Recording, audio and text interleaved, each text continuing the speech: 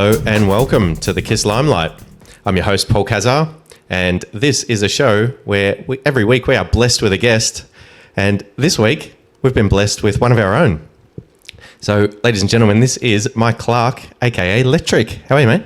I'm good. Thanks for having me on the show. Yeah, and thanks for being here.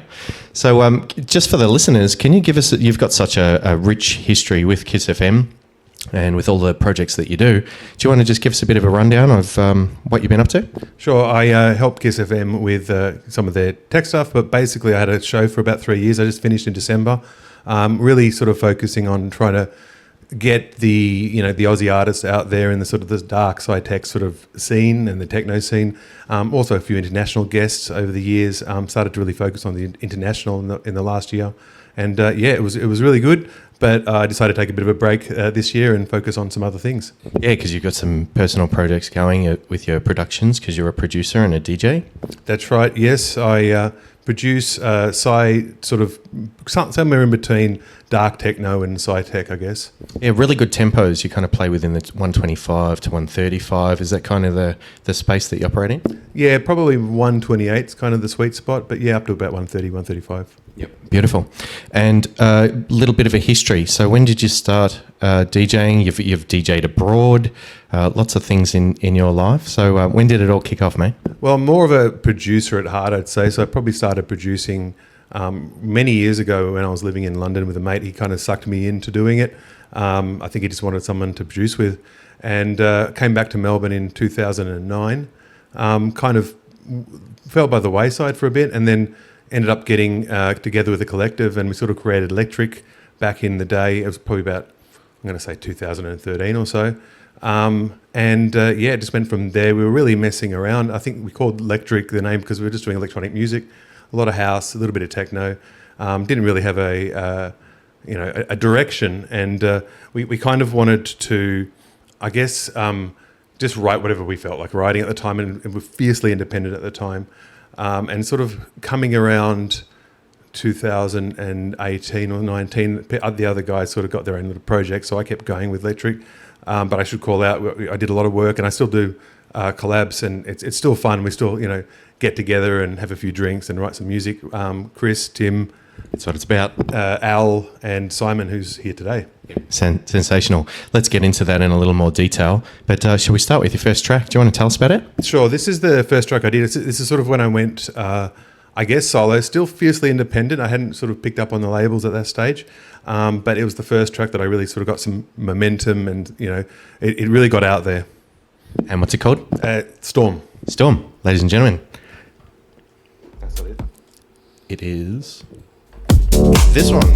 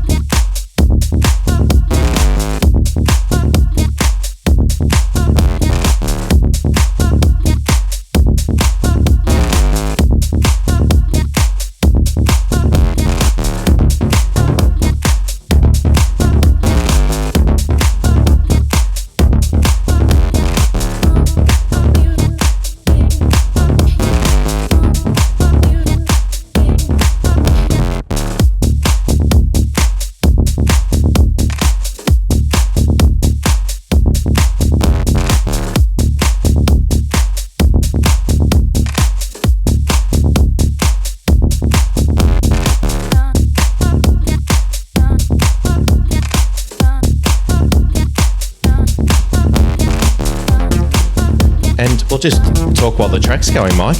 So, where are we? We are at 2018 at this particular point, is that right? Yeah, roughly about 2018. I think it's like first or second album that I've done, and I was doing a lot of albums at the time. We were sort of writing stuff a little bit together, still with the guys, but really wanted to produce, I guess, cohesive sort of albums of tracks. I've kind of changed these days, but back in the time, you really wanted to write some albums. I wanted to be very much independent because I kind of felt that if you went to a label, it would sort of put you into a certain pigeonhole, it would sort of change your creativity. And at the time, we didn't really have any, discipline at the time. So, really enjoyed writing whatever we felt. And the direction, just freedom with the direction and expression, right? It is. And I do miss that in some ways because you can just do what you want and put any old crazy sound in there. But obviously, as I said, I've changed now. But back in the day, that was kind of the ethos that we had. And what is the general journey from, like, how did you land your first track to be on a label? Was it by chance? Did you just know the right people? For anybody out there that's thinking about going from independent to a label, is there something that any pointers? Well, I mean, for me, I guess a lot changed. I sort of felt I wasn't getting, like, I had that big track, but the other tracks weren't really getting out there, and I really wanted to see people hearing the tracks. I think that's the important bit. Obviously, we're making a lot of tracks at the time, but it didn't always get the reach. So I ended up sort of around about 2021 getting a mentorship from Victor Orez. He was doing something sort of around the COVID time. And he sort of said, you've got to stop doing albums. It's about getting singles, and you've got a lot of singles there and EPs and just getting constant, regular releases. One of the things he said that it did actually help a lot for me, he said, really pick your 5 labels and just study them and work towards those labels. And I'm actually pleased to say that all of those labels that I picked up on my, vision board, whatever you want to call it, ended up, I'm on those labels now. So it really did help. It did discipline me. And I'm really happy with the direction I've gone in. And that's some amazing advice for any budding producers out there as well. Shall we throw to your next track? Do you want to tell us a bit about it? So this is on the final album that we did as a individual. It's very techno, so we did a sort of a more hard techno side, and then we did another album. It was two album release, and the other side was more tech house, like the older stuff. So it was kind of like a goodbye to that old sound. Didn't know where I was going to go after that. It was just before I had the Victoria's mentorship. And the name of this track? This is On Is Right. Fantastic. Let's hear it.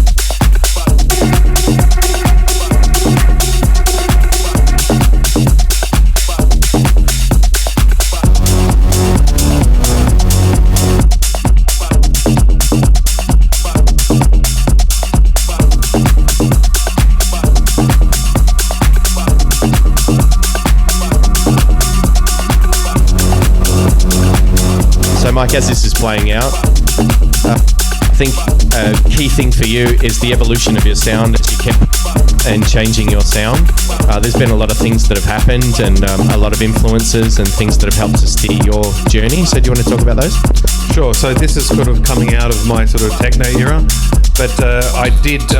So I was at a party a few years ago, and I met this dude Joey, and we were talking about the sound that I wanted to get to and what I liked. And he said, "This is not your party. Come with me to my Aeon." And he introduced me to Bush Techno, introduced me to Michael Musker. And I just went, shit, this is the sound. And that was kind of, it was in a space of a few months, it was a few of these events that really got me into the sound that I am into today. Another one was roughly around the same time. Another guy said to me, "Oh, if you like that, you should hear Frizen Records and meet this guy, Mark Pridmore." And I went, okay, so great. And so I met him and like I was like, all the stuff was amazing. And at that stage, they were a label and they were really well renowned, but they were just giving their music away because it was all about the music and they were really genuine. And I was just amazed that there were these people in the industry. It was amazing. And they are now a fully fledged, not that they weren't before, but a fully fledged label, and they release loads of amazing music. And I'm a huge fan of Frizen Records. But that was the second thing. And this guy, Tom Chiller, was one of their artists. And I was just like, I gotta reach out to this guy. And I chased this guy. I was like, "How you going?" And he's the nicest guy. And I showed him some of my tracks, and he said to me, "Why do you need to collab with me? You've got some amazing tracks." I'm like, "Yeah, but I love your sound." And we just talked for another 6 months. And then he said, "Look, I'm really busy." And then one day he goes, "I'm free. You want to do something right now?" So we're like, "Shit, yeah, all right." So we did this first track. It was called Space. And loved it. And then after that, in the space of like really short, we became really close friends, and we wrote about 10 or 11 collabs together, which is crazy. Unfortunately, he passed away at the end of 2022. But during 2022 and 2023, we just got to release all of that, and his family made sure all of the music was released. And he's a huge influence on me. And, you know, I'm so blessed to have met him. And what was your journey post that period through to getting your first track signed onto a label? So the label. So I think I said before that I had a mentorship from Victor Ruiz, and he had said, you know, you've got to change your direction. Starting to really study the sound, and my first release on a label was Mavic Music, which is Christian Barbuda, who's now in Sydney, but he used to be in Texas, I think. And it was more of the techno sort of stuff, and he was really instrumental in getting me into that scene and who to meet and that sort of thing. You know, because that once you've got your release, you sort of get a little bit of momentum. And then I started to get onto other labels, and as I said, I had 5 labels that I'd picked. It was Senso, Subuse, Shadow Wolf, all S's, and a couple of others. And over the course of that year, I got onto all of those labels and released a shitload of music. So, and this track coming up is on a pretty big label under a pretty big artist. Yeah, this is called Bump, and so this is my first big label release. It was with Oliver Hunterman, so that's the Senso label. And it was great because I got a few gigs from it. I got to do a few collabs. People reaching out to me and wanted to collab with me. So I'm really appreciative of this track. Fantastic. Let's hear it.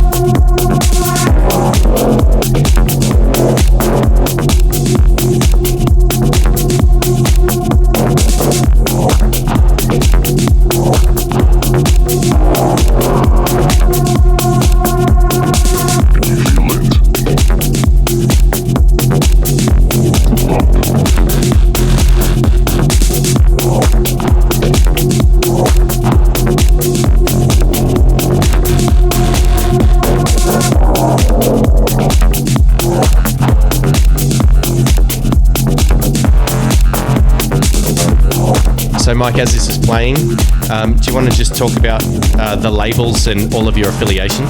Sure. So I'm going to miss a few, but I'll do off the top of my head. Obviously I said Mavic Music, Hungry Koala. I've done a track on Technosis, Shadow Wolf. I love Shadow Wolf. Subuse, Senso, Prison, Friendly Critters, really good label, and Superb. So I would recommend, if you don't know these labels, people should check them out. They're really good labels. And you've got a very unique spelling of your name, LEKTRK. So do you want to just spell that out? It's LEKTRK. LEKTRK, ladies and gentlemen.